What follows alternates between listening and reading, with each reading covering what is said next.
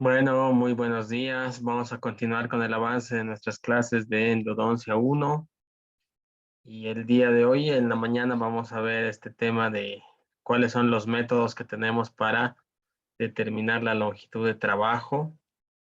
Entonces, ya hemos ido viendo la parte del diagnóstico, hemos ido viendo la parte del acceso a los conductos.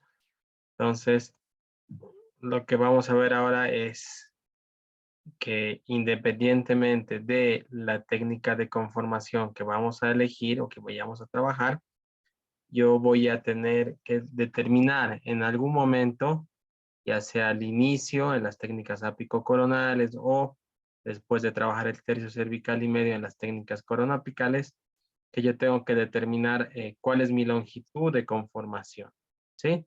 Hasta qué nivel o a qué longitud en el conducto yo voy a hacer la secuencia de instrumentación o de conformación mediante el uso de las limas, sobre todo limas K. Y en este entendido vamos a ver hoy en la mañana dos métodos que nosotros vamos a utilizar, que son válidos todavía. Primero vamos a tener un método de determinación radiográfico, lo vamos a ver enseguida, y después vamos a ver al final de la clase lo que sería el método de eh, electrónico, mediante el uso de los localizadores electrónicos de forámenes apicales, lo que comúnmente denominamos localizadores apicales. Bueno, entonces, no tenemos que olvidarnos de que siempre vamos a tener un objetivo clínico cuando nosotros empezamos un tratamiento o cuando el paciente llega a la clínica de endodoncia y yo tengo que hacer una planificación. Cuando yo voy a hacer una planificación, quiere decir que yo ya voy haciendo un esquema donde voy diagramando el paso a paso y yo sé que tengo que empezar siempre pensando en cómo yo quiero que termine el tratamiento, en cómo yo voy a hacer la obturación en este caso, ¿sí? Y es por eso que la determinación de la longitud de trabajo es muy importante. Fíjense, en este caso, yo tengo una pieza que se ha tratado endodónticamente en un diente que está formando parte de un pilar o de un puente, es el póntico justamente. Y fíjense que acá en esta radiografía parecería que todo va bien, pero en esta otra imagen yo me doy cuenta de que la angulación vertical del tubo nos está mostrando de que acá tenemos obviamente una falla en cuanto al sellado, en cuanto a la preparación y en cuanto a la microfiltración que puede haber. ¿Sí? Entonces también será muy importante que yo vaya a ver cómo voy a rehabilitar el diente. Entonces, no se olviden de que la endodoncia solamente va a ser exitosa si el diente se ha podido rehabilitar de forma adecuada. Entonces, yo tendré que ver que voy a hacer una restauración directa o voy a hacer restauraciones indirectas como incrustaciones o coronas. ¿Sí? Y en el caso de algunos dientes donde yo tengo ya una destrucción de tejido muy grande o muy extensa, que va a ir subgingival, quiere decir que yo ya tengo caries en la porción radicular, yo sé que el pronóstico va a ser mal, ¿no? Entonces no podemos rehabilitar esto, necesitamos verificar con una radiografía, pero yo ya viendo que el remanente está con una caries bastante extensa, sé que no va a tener un buen pronóstico. Entonces, también parte del tratamiento va a ser reconstruir en algún momento, y para esto podemos utilizar tiras de matriz, cuñas de madera, vamos a utilizar bandas metálicas o de ortodoncia, pero yo sé que muchas veces, incluso antes de empezar el tratamiento endodóntico, si es que no es una urgencia, yo tengo que reconstruir. Y en algún caso, evidentemente, vamos a ver que no hay suficiente tejido dentario eh, expuesto o a nivel de la cavidad bucal, quiere decir no tengo una corona clínica como para permitirme el aislamiento, mucho menos la rehabilitación adecuada. Entonces, en estos casos, yo tendré que valorar el hacer una intervención periodontal. Entonces, tenemos que, si ustedes se fijan, hacer siempre una interconsulta, ¿sí? Entonces, hoy en día la odontología se ha subespecializado y no podemos trabajar nosotros solos. Necesitamos el criterio de periodoncistas, rehabilitadores, ortodoncistas para trabajar de una mejor manera, ¿sí? Entonces yo sé que el acceso va a ser clave también. En estos días de práctica estamos viendo ya el acceso a los grupos de incisivos, caninos, premolares, molares. Entonces yo sé que tengo que tener un acceso en línea recta al orificio de entrada del conducto Y justamente como estamos viendo acá, si las limas van a tener poca interferencia a nivel coronal, hemos dicho que nuestros accesos tienen que ser con paredes paralelas o ligeramente divergentes hacia oclusal. ¿Qué más? También vamos a ver que nos va a facilitar mucho la determinación de la longitud de trabajo, la preparación del tercio cervical o los 2 tercios coronales. Entonces, este ensanchamiento, preparación mediante ya sea limas o abridores de orificio o limas de preparación cervical, o en el caso nuestro las Gates-Leiden, nos permiten una mejor toma de la conductometría, como estamos viendo acá. Este sería entonces uno de los 2 métodos que vamos a ver en la clase teórica, un método radiográfico, donde yo necesito llevar una lima dentro del conducto y necesito ver a qué nivel está llegando la punta. Evidentemente, antes de introducir cualquier instrumental, yo tengo que haber calibrado la longitud, ¿sí? Entonces, no se olviden, nos sirve la radiografía inicial no solamente para el diagnóstico, sino también para estudiar la anatomía interna, eh, el número de raíces de conductos, pero también la longitud aparente, ¿sí? Entonces, eso va a ser muy importante. Entonces, para la exploración yo voy a utilizar siempre limas delgadas, las puedo precurvar, sobre todo limas K. Necesito hacer movimientos de vaivén, quiere decir movimientos pasivos, y yo tendría que alcanzar en la primera exploración una longitud tentativa. También en otros libros denominada longitud de exploración, quiere decir que yo voy a restar 1 o 2 milímetros para tener un margen de seguridad, y aquí yo voy a poder descartar, por ejemplo, que hubiera otro segundo conducto, ¿sí? Dentro del método radiográfico, fíjense que a veces parecería que la lima se va hacia un lado. Entonces, esto podría ser un indicio o indicativo de que hay un segundo conducto, como pasa en este premolar. ¿Sí? Habíamos dicho que siempre la cámara pulpar y el conducto van a ocupar una posición central. Entonces, si yo viera que la lima no va al centro, sino que está desplazándose hacia algún lado, como estamos viendo en la imagen, tal vez me indica, como vemos acá, de que hay un segundo conducto lingual en este caso. ¿Sí? Entonces, tengo que ir haciendo un análisis de las radiografías preoperatorias e intraoperatorias. Ahora, ¿qué será la longitud de trabajo? Entonces, la longitud de trabajo se define como una distancia o la distancia que hay entre un punto de referencia coronal. Ojo que este punto de referencia en dientes anteriores va a ser borde incisal, vértice en el canino, y en los dientes posteriores, ya sean premolares o molares, va a ser cúspides, ¿sí? Entonces yo tengo que calibrar, quiere decir apoyar el tope de goma en borde incisal o en cúspide. ¿Qué más? Es el punto de referencia apical ideal en el conducto. Quiere decir hasta dónde yo voy a llegar con la punta de las limas. Otros libros también nos hablan del stop o el tope apical que tenemos que ir haciendo.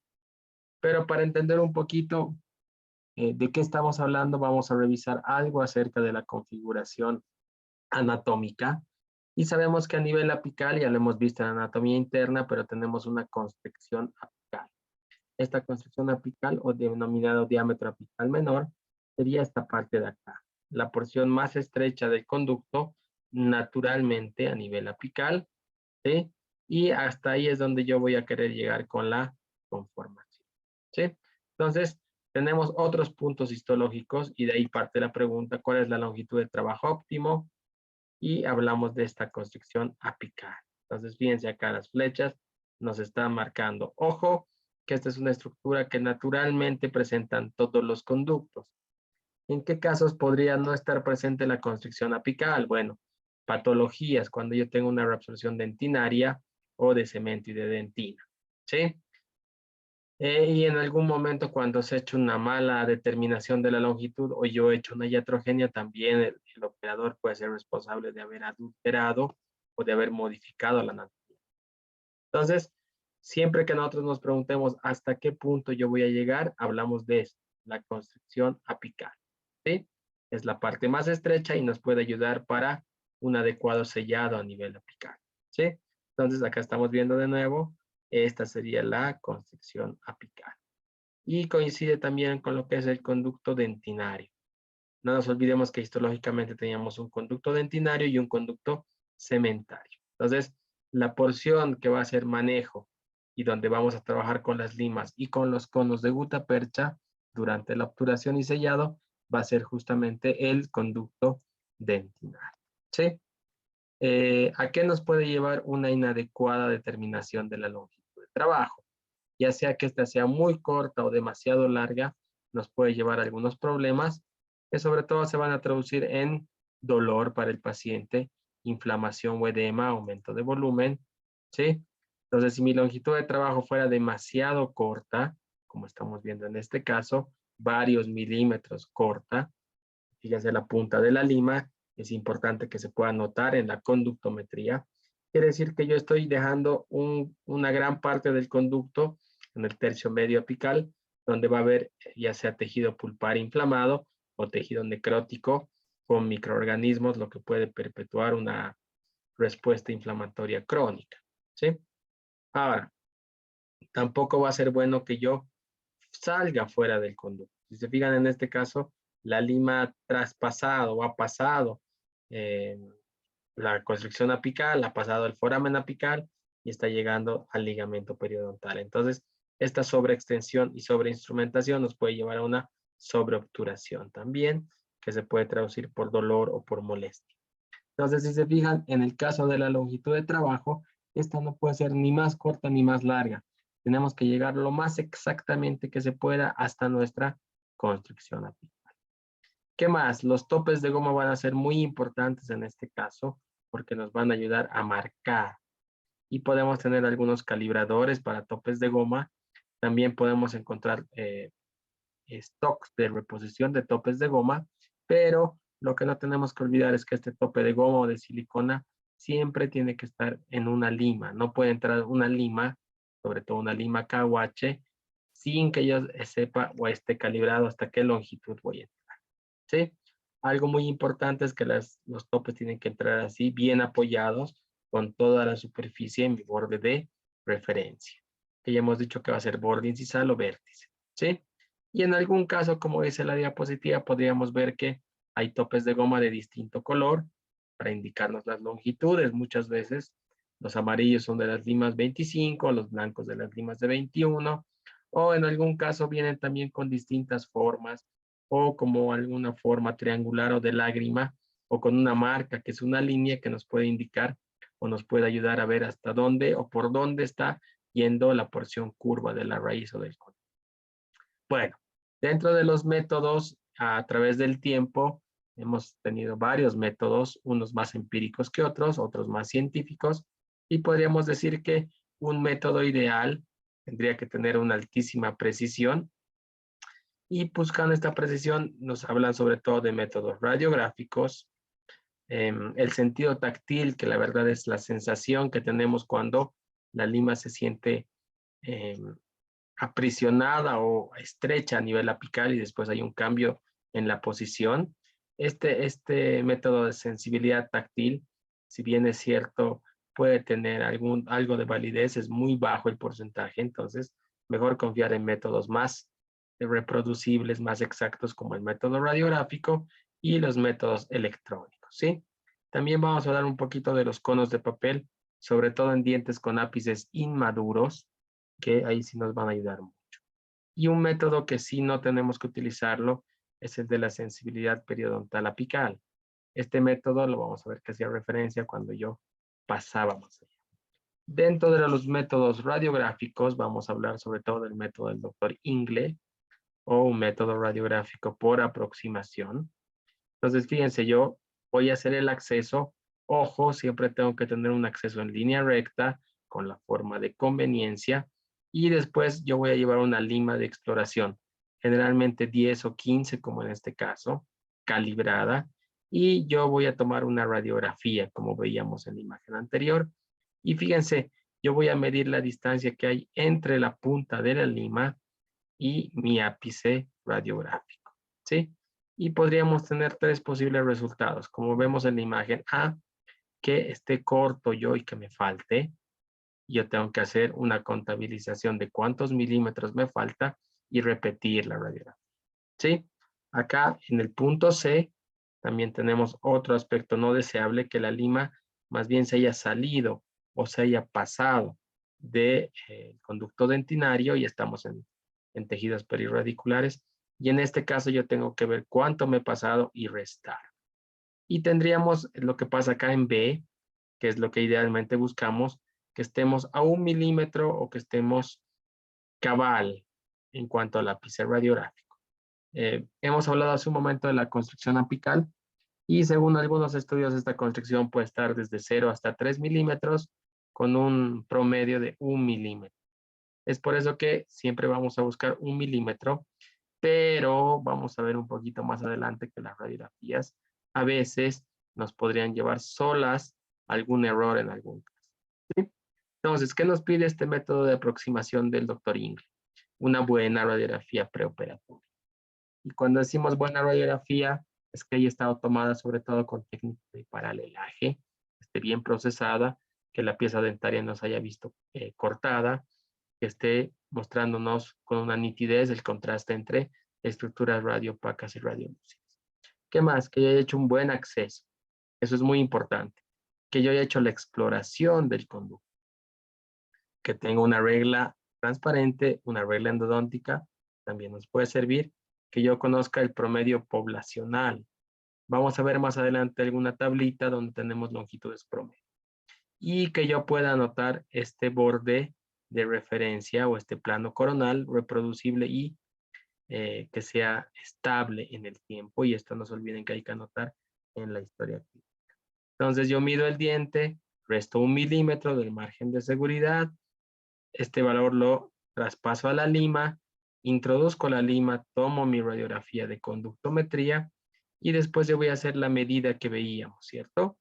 Este margen puede ser de 1 milímetro en conductos rectos y cuando yo veo que puede haber algún tipo de curvatura o reabsorción dentinaria, puedo disminuir un poquito más, de 1.5 hasta 2 milímetros. ¿Qué más? Yo necesito repetir la conductometría. Esto es muy importante, ¿sí? A veces sus compañeros ya con paciente en cuarto año o en quinto año o en el internado eh, no quieren repetir la radiografía. Es muy importante verificar que si yo he aumentado o he disminuido ya estoy bien, ¿sí? ¿En qué casos yo no podría volver a tomar cuando la diferencia es desde 0,5 o hasta 1 milímetro máximo, ¿sí? Si yo tengo que aumentar 1, 2, 3, 4 milímetros, tengo que volver a tomar. Y viceversa, si yo tuviera que restar -1, -2, -3, tengo que repetir. No se olviden, hay que repetir con la nueva longitud bien calibrada. ¿Qué más? Yo tendré que registrar estos datos en la hoja de evolución y obviamente en los conductos curvos puede ser que yo tenga que ir verificando que esa longitud se mantenga. El doctor Wayne en este caso también nos hablaba, como decíamos, de dientes donde hay una reabsorción tanto de cemento y dentina, ¿sí? Y donde yo puedo disminuir un poquito más. Si se fijan, si restara solo 1 milímetro, probablemente en este caso ya no hay una constricción apical. Yo tendré que trabajar con la ayuda de la técnica de retroceso para generar un nuevo tono. Este método de Ingle, ¿qué exactitud presenta? Puede haber una variación de 5.4%. Si sacamos matemáticamente, quiere decir que casi sería un 94 a 95% de exactitud, pero nos puede llevar un margen de error siempre y cuando yo esté utilizando posicionadores, tanto para las iniciales como para las intraoperatorias. Ya hemos visto, ustedes van a ver los posicionadores, algunos aditamentos como para la letra de mordida. También yo puedo hacer la conductometría utilizando los sensores o los radiovisiógrafos. En estos yo tengo la ventaja de poder hacer esta negativización o esta sustracción o este contraste para ver más nítidamente dónde está terminando la raíz y dónde yo tengo ya el hueso a nivel apical o el hueso o el trabeculado óseo. El método de la sensibilidad táctil, que hemos dicho que tiene un bajo porcentaje de eficiencia y reproductibilidad, entonces nos marcaba esto, cuando yo llegaba a la parte más estrecha y cambiaba de posición. Entonces, hay muchos criterios personales sobre que los topes de goma de silicona nos dan más sensibilidad táctil. Esto puede ser cierto, ¿sí?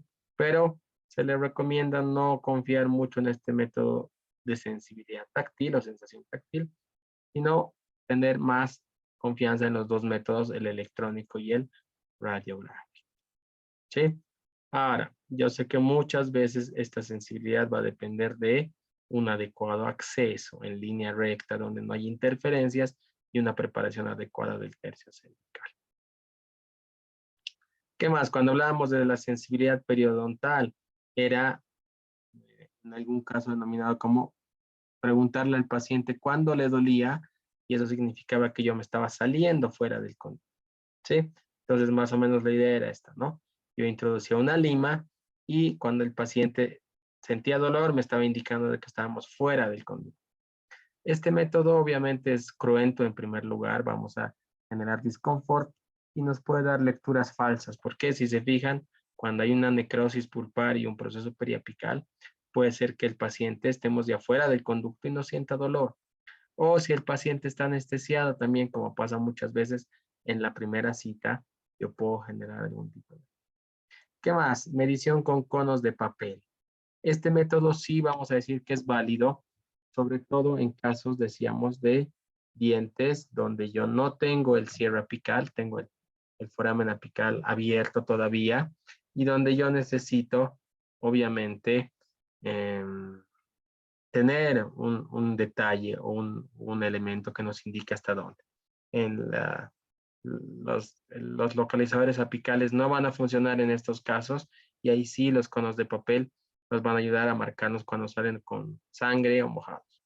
¿Sí? Entonces, introduzco conos de papel estériles con una pinza algodonera y voy viendo esto. ¿Qué más? Una vez que yo ya tengo la longitud de trabajo definitiva, he hecho esa suma, esa resta, he tenido que equilibrar otra vez y volver a tomar, tendré que ir vigilando constantemente que esta longitud se vaya manteniendo, ¿sí? Un error que yo podría cometer es esto que estamos viendo cuando el tope de goma no sabemos en qué punto está marcado. Si está marcando el remanente que tenemos acá por mesial, fíjense que tampoco por distal, aparentemente está marcando la parte media. Entonces tengo que tener bien claro este tope de goma y yo tendré que hacer una recapitulación. Quiere decir lima delgada, una lima que ya no vaya a trabajar durante el paso de las limas de conformación y que simplemente me haga un cateterismo, que nos vaya a hacer una recapitulación. Y para terminar, vamos a hablar un poquitito del otro método que sería el de los localizadores de electrónicos. Hoy en día se habla de que estamos ya en la sexta o séptima generación, pero vamos a hablar un poquito de esta tercera generación, que es fundamentalmente cómo trabajan los localizadores. Van a tener un funcionamiento electrónico, miden las diferencias de impedancia entre dos frecuencias, nos van a dar un valor máximo a nivel de la unión cemento-dentina y hemos tenido la evolución de la segunda, tercera generación, donde nos daban lectura en presencia de electrolitos.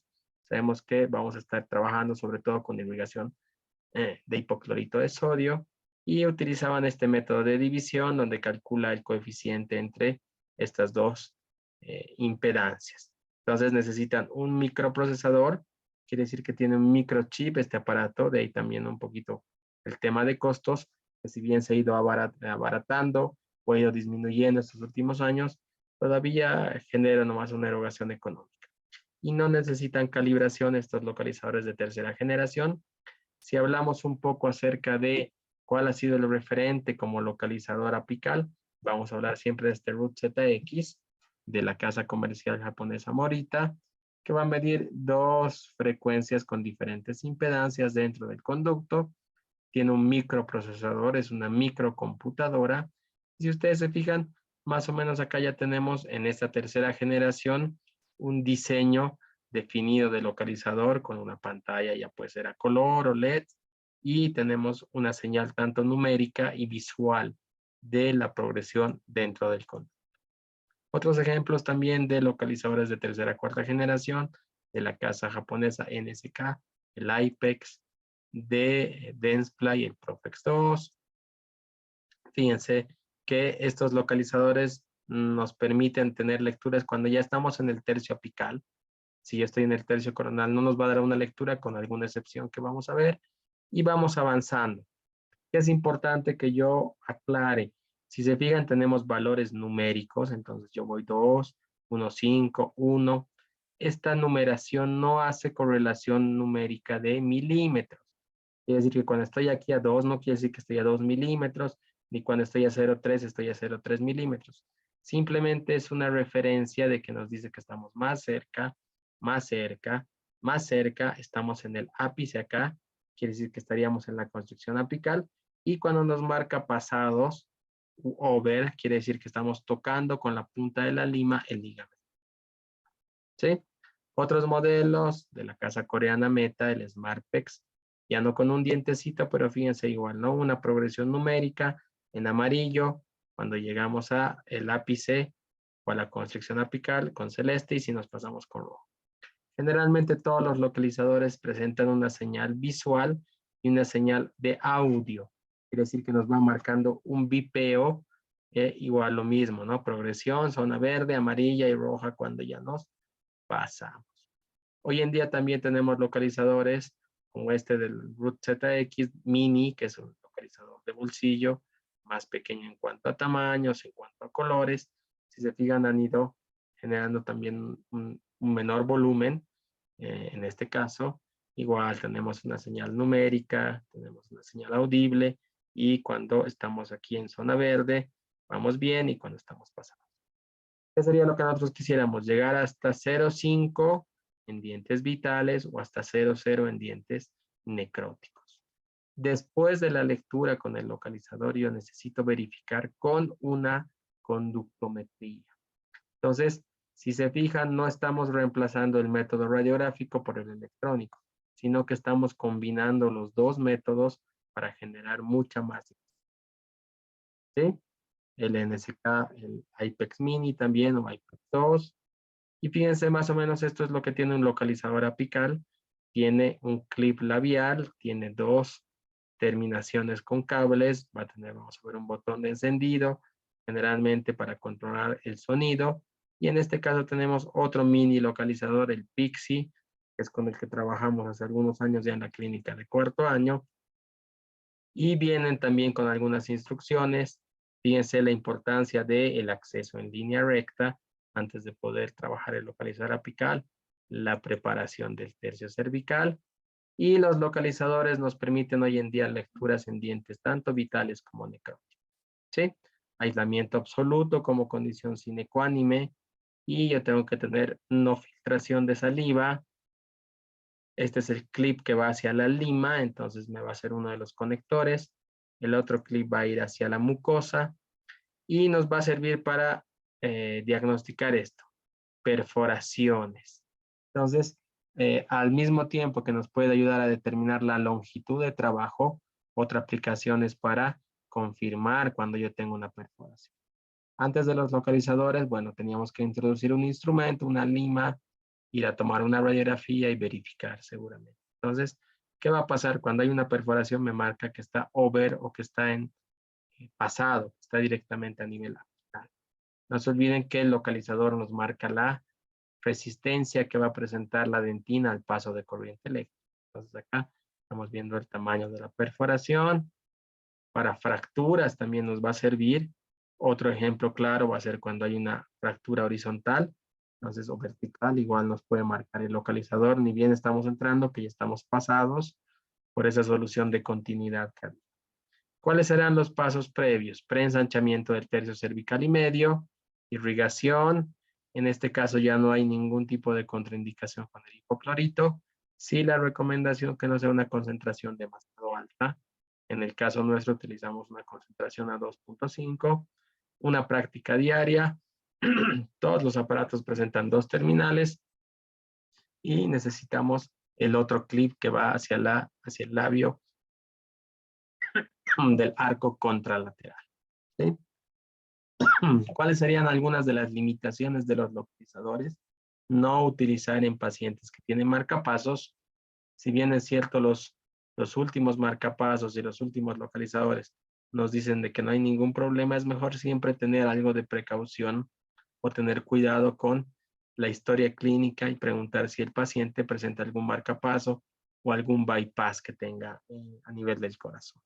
¿Qué más? La cámara nunca debe estar inundada. Si vamos a tener que el conducto tiene que estar húmedo con la solución irrigante. Es por eso que después de irrigar hay que aplicar un chorro de aire y un chorro de agua. buen aislamiento sería tal vez lo más importante, y que la lima o el clip labial no contacte con metales, ya sean ganchos de prótesis, restauraciones metálicas, coronas, incrustaciones. ¿Cuáles serán la exactitud? Los localizadores de primera y segunda generación tenían porcentajes de exactitud más bajos que el método radiográfico. A partir de la tercera, cuarta, quinta y sexta generación, vamos viendo de que se alcanzan porcentajes cercanos a un 96, 97%. ¿Qué más? En dientes vitales y no vitales, igual nos va a dar lecturas. Pacientes con marcapasos hemos hablado de tener cuidado. Ahora, en cuanto a radiografías convencionales y digitales, sabido que no hay una gran diferencia en cuanto a la presencia de electrolitos. Hoy en día, en presencia de sangre, pus, hipoclorito, clorhexidina, agua destilada, ETA, se ve que los localizadores funcionan de forma igual, ¿sí? Y el punto de medición, hemos dicho, dependerá de dónde yo quiero trabajar y del diagnóstico. En dientes necróticos, yo podría quedarme 0, 0, en dientes vitales 0, 5 o hasta 1, ¿sí? Entonces depende del diagnóstico pulpar también. Vamos a ver esto un poquito más adelante con las técnicas de conformación. Será importante que antes de la lectura yo haya hecho la exploración, ver que el conducto esté permeable o patente, quiere decir que no van a haber interferencias, y en el caso de los pretratamientos, donde yo tengo ya gutapercha o sellador dentro del conducto, habrá que eliminar primero esto. ¿Qué más? Es importante decir eso, ¿no? No reemplaza la radiografía al localizador ni viceversa. Si yo tengo el localizador, no estoy eximido de tomar mi conductometría. Los dos métodos trabajan sumados y trabajan por sinergismo con una exactitud más alta. Bueno, los podemos utilizar con cualquier tipo de lima, sobre todo limas K. En cuanto al calibre, tiene que ser limas K delgadas, 10, 15, aunque depende de la amplitud del conducto. No es necesario eliminar el contenido si es que hubiera pulpa vital o necrótica. Y obviamente son fáciles de utilizar. ¿Cuáles serían las ventajas en cuanto al equipo radiográfico? El costo es menor, pero ojo, no estamos diciendo o localizador o radiografía. Necesitamos localizador más equipo radiográfico, ¿sí? Entonces, sí va a haber una ventaja, porque muchas veces la radiografía nos puede confundir o mostrarnos que estamos dentro del conducto cuando la lima ya está pasando. Entonces, en este segundo caso, sí yo confiaría más en el localizador si es que hay alguna variación. ¿Qué más? Lo que habíamos dicho, ¿no? No aconsejable en pacientes con marcapasos, en conductos calcificados. Bueno, yo necesitaré permeabilizar el conducto. Estoy en la entrada y el conducto no está permeable, el localizador no me va a dar una lectura mientras yo no llegue al tercio apical, ¿sí? ¿Qué más? En dientes con restauraciones metálicas habrá que tener cuidado de que no haya un contacto. No tiene que haber demasiada humedad, lo que decíamos, no tiene que estar inundado el conducto. Y obviamente en dientes con ápices abiertos o inmaduros, la lectura tiende a ser equivocada. Quiere decir que yo necesito, en este caso, hacer una determinación utilizando método radiográfico y obtener un referente con los conos de papel. Bueno, muchas gracias. Con eso habríamos terminado. Y como conclusión podríamos decirle que hoy tenemos una gran exactitud en cuanto a determinar la longitud de trabajo, siempre y cuando combinemos y sigamos el paso a paso y las indicaciones para la técnica radiográfica de conductometría, y antes de esta utilizar el localizador apical de forámenes electrónicos para tener más exactitud. Bueno, tengan muy buen día, saludos y nos veríamos hasta la siguiente clase teórica.